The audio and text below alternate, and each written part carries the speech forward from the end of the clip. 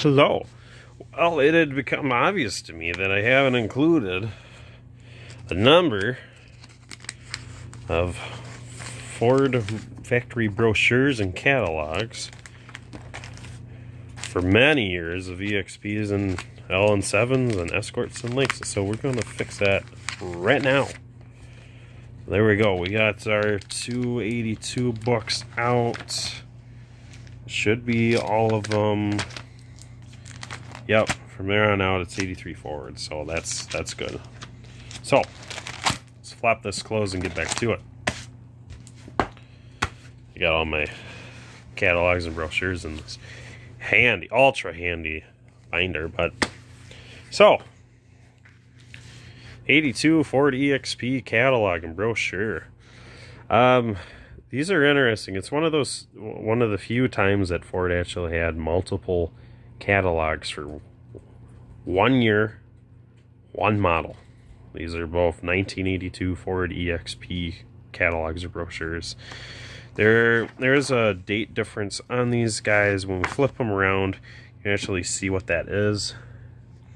Over here on the right, you see that they're both quite similar. I mean, the photo is for the same, exact for exact. So, but anyhow, we go over to the corner and we see that this one's 3 of 1981. So that's March of 1981. This one over here, they have it as 8 of 81. So that'd be August of 1981. So you know what? Let's just put these in the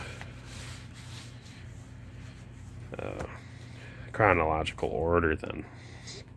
So this one is very indicative of the late 70s Ford, and then this one is the nice clean look. What you find for 82 and 83. 84 started deviating from this a bunch, but 82 and 83 look real nice and tidy like this. It might remind some of PV amplifiers. But let's set these, well, just this one off to the side. So we got plenty enough room to pop these open.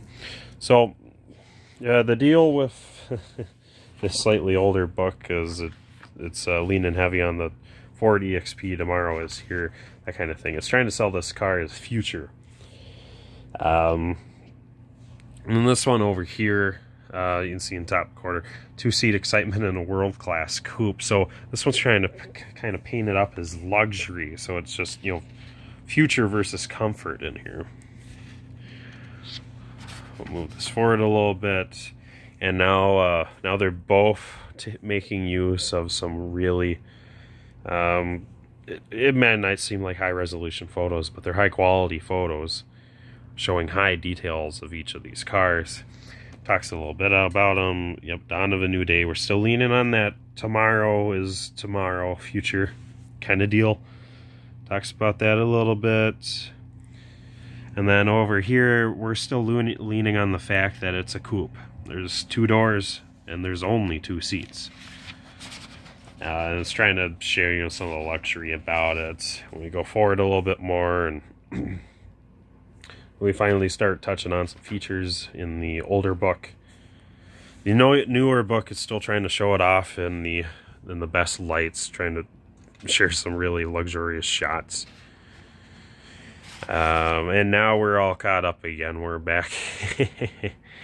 we're back to some specs again. It's all the same photos, same for same. You got all the same exact photos, just in a different order up top.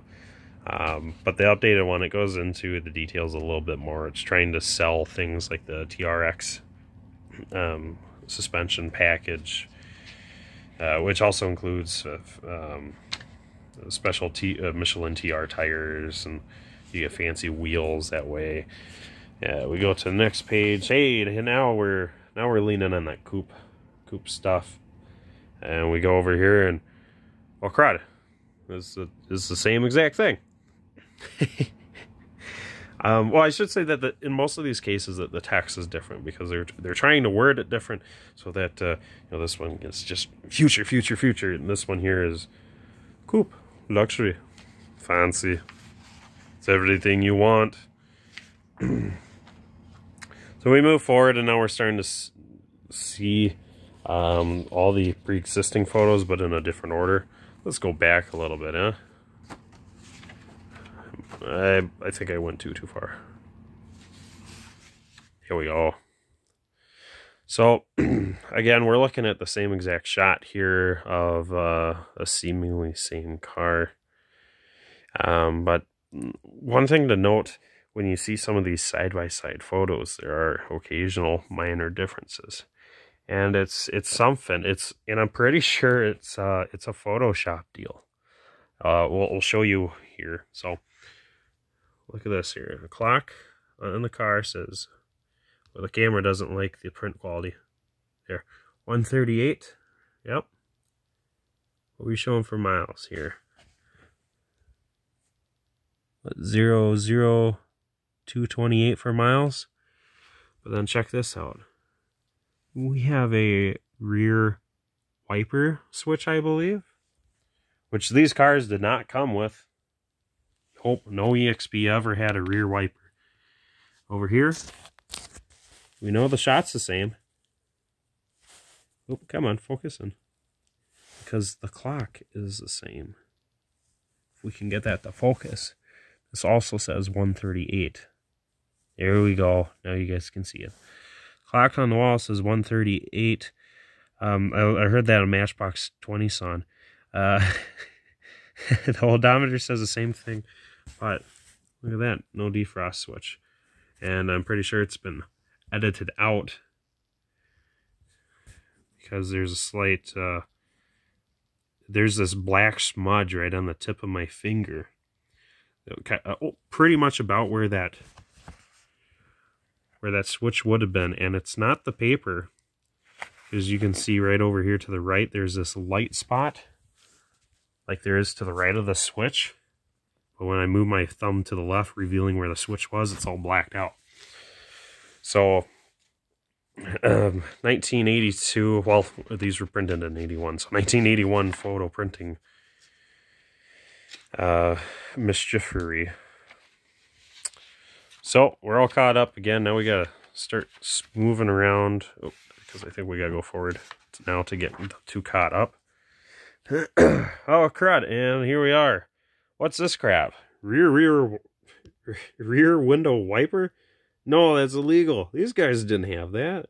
What over there? There's even a wash button. Yeah, so no EXP or LN7 ever had that. I don't know what's going on with that, because even in our prototype photos that I've shared with you guys, we don't see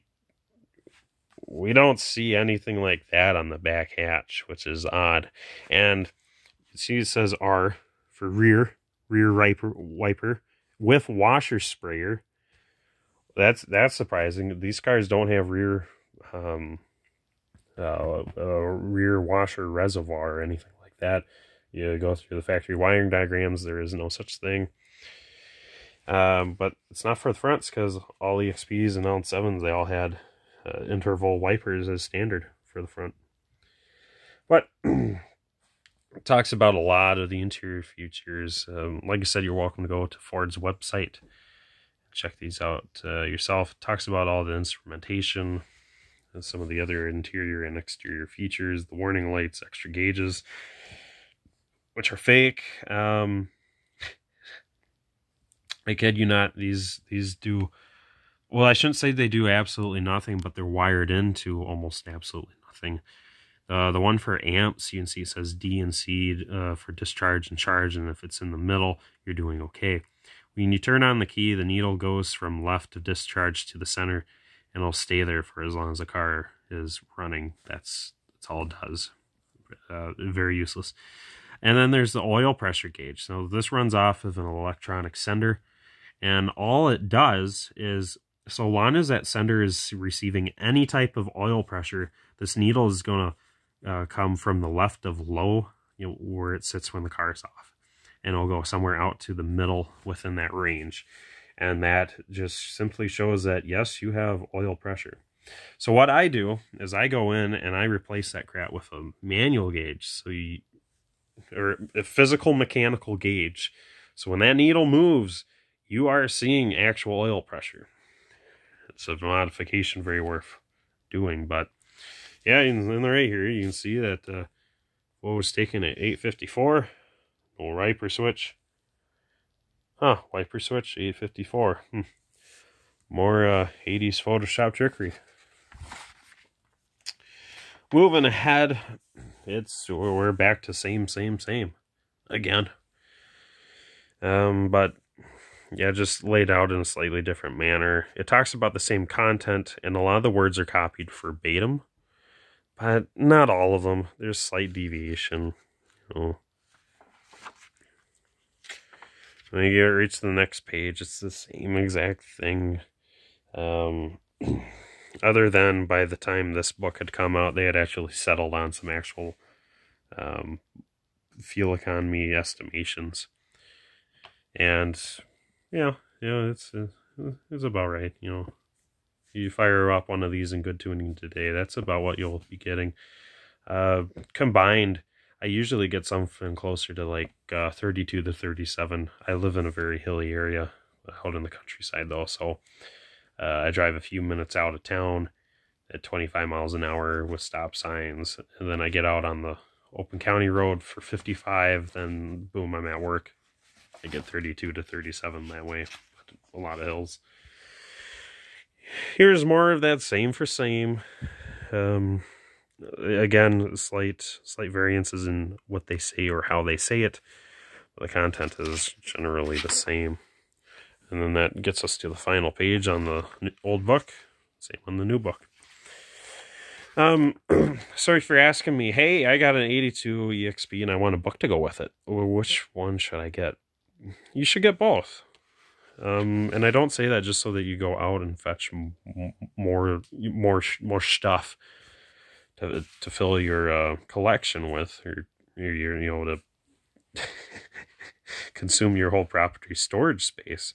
No, you should go and get both. There's some differences between these guys, most of which come up out front. It's where we see a lot of these photo differences. If you have a near mint example like this one, and you can get that for both, I highly recommend just going out and getting both. Because like we showed out front here, a lot of these very great looking close-ups of the exterior, they're different between these, and they just look fantastic.